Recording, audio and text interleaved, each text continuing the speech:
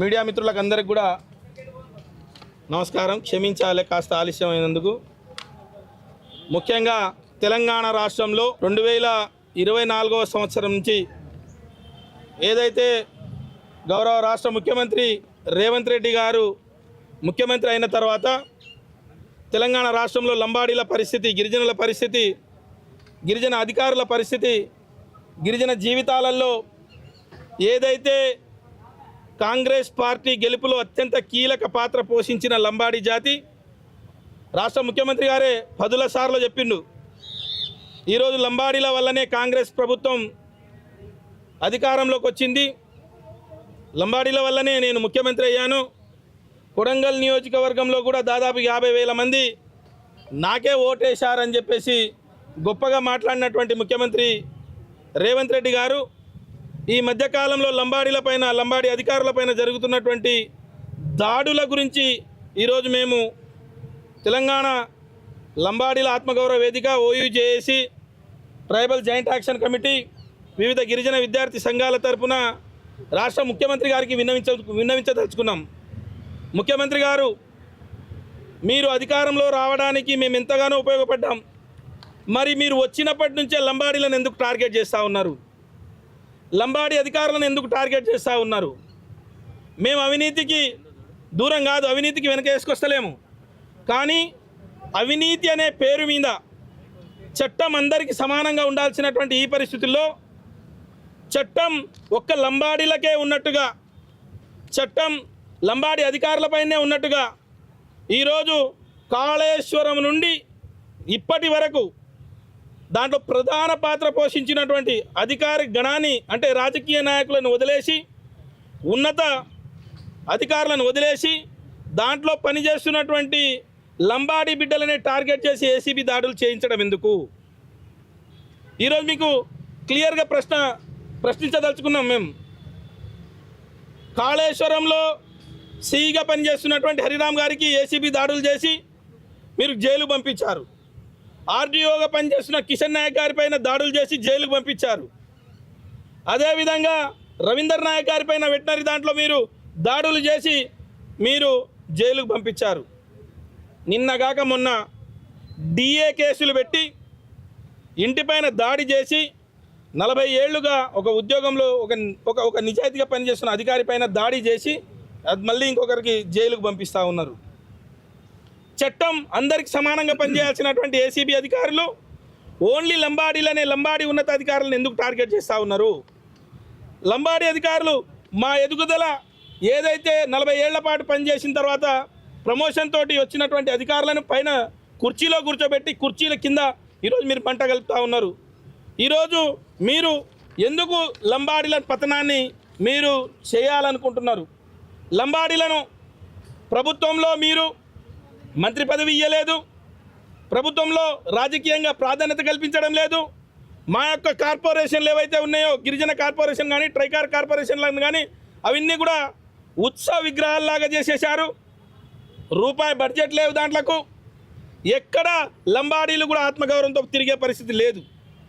ఈరోజు ఏదైతే జిల్లాలో పనిచేస్తున్నటువంటి నిరుద్యోగులకు, ఉద్యోగులకు, మహిళలకు, ఈరోజు మా రైతు బిడ్డలకు మీరు అధికారంలో రావడం వెంటనే లగచర్లలో మా భూములు లాక్కొని 52 మంది మీద మీరు కేసులు పెట్టి జైలుకు పంపించారు.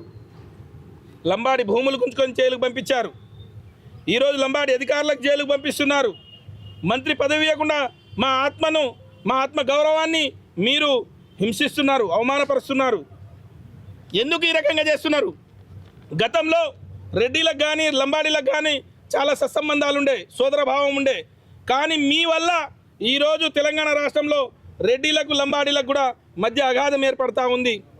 ఖచ్చితంగా ఇది కులాల మధ్య పంచాయతీగా చూడాల్సి వస్తుంది. లంబాడీలని టార్గెట్గా చేస్తున్నారు మీరు కాబట్టి ఖచ్చితంగా. అదే కాకుండా మాకు సంబంధించిన ఉన్నత అధికారులు ఐఆర్ఎస్ల మీద ప్రతి దేశంలో, రాష్ట్రంలో ఎక్కడైనా ప్రతిపక్షాలపైన కేంద్ర ప్రభుత్వ దర్యాప్తు సంస్థలైన సిబిఐ, ఈడీ, ఇన్కమ్ ట్యాక్స్ అన్నీ కూడా ప్రతిపక్ష నాయకులపైన దాడులు చేస్తారు. కానీ తెలంగాణ రాష్ట్రంలో సిబిఐలు, ఈడీలు, ఇన్కమ్ ట్యాక్స్లు వచ్చి లంబాడి బిడ్డలపైన దాడులు చేసి లంబాడి బిడ్డలను అరెస్ట్ చేసే పరిస్థితి ఏర్పడుతుంది. మరి రేవంత్ రెడ్డి గారు మీరు ఎవరితో అంటగాగుతున్నారు? మీ వెనకాల ఎవరున్నారు మాకు అర్థమైతలేదు. లంబాడి జాతి ఈరోజు అంతా కూడా ఒక అలజడిలో ఉంది, అవమానంతో ఉంది. మేము గెలిపించిన ఈ ప్రభుత్వం మమ్మల్ని ఈ రకంగా హింసిస్తూ ఉంది. మేము గెలిపించిన ఈ ప్రభుత్వం అధికారులు ఈరోజు కనీసం వాళ్ళు సొంతంగా పనిచేయలేని పరిస్థితి, ఆత్మన్యూన్యతో బాధపడుతున్నటువంటి పరిస్థితి. అందుకొరకు రేవంత్ రెడ్డి గారు మీరు ఇక లంబాడీలతో పెట్టుకోవద్దు. మీరు లంబాడీలతో పెట్టుకుంటే ఖచ్చితంగా మిమ్మల్ని కొడంగల్లో ఓడించి తీరుతాం. 50,000 ఓట్లలో సేవాలాల్ మహారాజ్ సాక్షిగా చెప్తున్నాం, సేవాలాల్ మహారాజ్ సాక్షిగా చెప్తున్నాం. కొడంగల్లో కానీ తెలంగాణ రాష్ట్రంలో కానీ ఒక్క లంబాడి ఓటు పడదు. లంబాడీలపైన ఇదే విధంగా దాడులు చేస్తే లంబాడి ప్రజాప్రతినిధులు, కాంగ్రెస్లో ఉన్న లంబాడి ప్రజాప్రతినిధులకు రిక్వెస్ట్ చేసి చేతులెత్తి మొక్తా ఉన్నాం, మీకు జాతి క్షమించదు. లంబాడీలు ఇంత ఆత్మన్యూనతోటి బాధపడతా ఉన్నారు, ఆత్మ ప్రాణాలతో బాధపడతా ఉన్నారు, ఉద్యోగులు బాధపడుతున్నారు, నిరుద్యోగులు బాధపడతా ఉన్నారు, ఈరోజు రైతులు బాధపడతా ఉన్నారు. తండాలన్నీ కూడా కుమిలిపోతూ ఉన్నాయి. తండాలలో అభివృద్ధి ఎక్కడ ఏమీ లేదు. అధికారులపైన ఇష్టాన రీతిలో దాడులు చేస్తూ ఉన్నారు. అయినా మీరు పదవులే ముఖ్యంగా ఈరోజు నోరెత్తకుండా కిమ్మనకుండా కూడా ఉన్నారు. మేము అడుగుతున్నాం, ఎంపీ బలరాం నాయక్ గారు, రామచంద్ర గారు ఎమ్మెల్యే డోర్నకల్ గారు, రామ్దాస్ వైరా ఎమ్మెల్యే గారు, మాజీ ఎమ్మెల్సీ రాములు నాయక్ గారు, మురళీ నాయక్ గారు, మీ యొక్క అందరు ఎమ్మెల్యేలకు ప్రశ్నిస్తూ ఉన్నాం, దయచేసి లంబాడీలపైన జరుగుతున్నటువంటి దాడులను ప్రశ్నించండి. ముఖ్యమంత్రి గారితో కూర్చోండి. మీరు చరిత్రహీనులు కాకంటే ముందే మిమ్మల్ని మేము జాతి నుండి బయటికి ద్రోహంగా అంటే మిమ్మల్ని జాతి ద్రోహులుగా ముద్ర వేయకంటే ముందు తెలంగాణ రాష్ట్రంలో ఓటు వేసి గెలిపించిన లంబాడీల పక్షాన మాట్లాడమని చెప్పేసి ఉస్మానియా యూనివర్సిటీ వేదిక ఈరోజు మీకు రిక్వెస్ట్ చేస్తూ ఉన్నాం. ఒకవేళ మీరు మాట్లాడకపోతే ఖచ్చితంగా జాతి ద్రోహులుగా మారుతారు. మీరు రేపు తండాలలో కూడా వచ్చే పరిస్థితి ఉండదని చెప్పేసి ఈరోజు మిమ్మల్ని మేము అడుగుతూ ఉన్నాం. ఎందుకో ఈ మధ్య ఖచ్చితంగా ప్రతి లంబాడీలపైన దాడులు చేస్తూ ఉన్నారు. లంబాడీలకు మంత్రి పదవి ఇయ్యలే. తెలంగాణ రాష్ట్రంలో ముఖ్యమంత్రి గారి లెక్కల ప్రకారమే తెలంగాణలో సింగిల్ లార్జెస్ట్ పాపులేషన్ అయినటువంటి లంబాడీ బిడ్డలకు తెలంగాణ రాష్ట్రం ఏర్పడినప్పటి నుంచి ఇప్పటి వరకు ముఖ్యమంత్రి అంటే ఏ క్యాబినెట్ ఉన్న లంబాడీలు ఉండేది. ఈ రోజు వరకు లంబాడీ మంత్రి పదవి ఎందుకు లేదు? లంబాడీ కార్పొరేషన్లకు ఎందుకు పదవులు ఇస్తలేవు? కార్పొరేషన్లకు సంత్ సేవాలాల్ మహారాజ్ కార్పొరేషన్ ఏమైంది? చేవెళ్ళ SC/ST డిక్లరేషన్ ఏమైంది? ఈరోజు ప్రతి తాండా, ప్రతి యువకుడు, ప్రతి మేధావి, ప్రతి ఉద్యోగి, ప్రతి ఈ సంఘజీవులైనటువంటి ఈ బుద్ధిజీవులైనటువంటి వాళ్ళు అడుగుతున్నటువంటి ప్రశ్న, దీనికి మీరు ఖచ్చితంగా సమాధానం చెప్పి తీరాల్సిందే. లంబాడీలపై ఇకనైనా రాష్ట్ర ముఖ్యమంత్రి గారికి విన్నవించుకుంటున్నాం, రిక్వెస్ట్ చేస్తూ ఉన్నాం. మేము అవినీతి చేసే అధికారులకు మీరు దాడులు చేసి ఎవరైనా రెడ్ హ్యాండెడ్గా పడితే పట్టుకోండి, వాళ్ళని జైలు పంపించండి, మాకు ఎలాంటి అభ్యంతరం లేదు.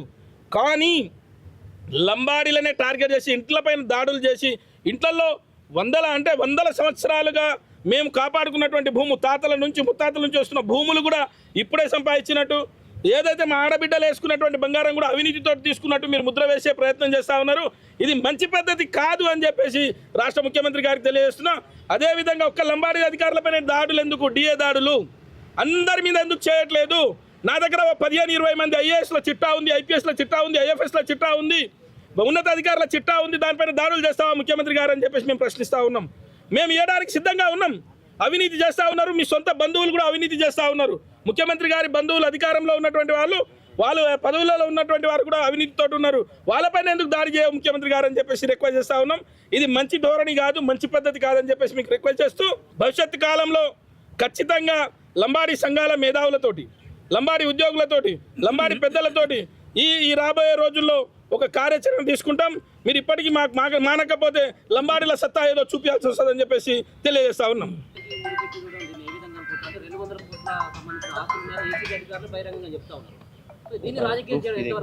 ఇప్పుడు ACB అధికారులు 200 కోట్లు అని చెప్పి ACB అధికారులు 200 కోట్ల రూపాయలని ఎక్కడా కూడా తమ పేపర్ ప్రకటనలో కానీ తన అఫీషియల్ డాక్యుమెంట్లో చెప్పలేదు.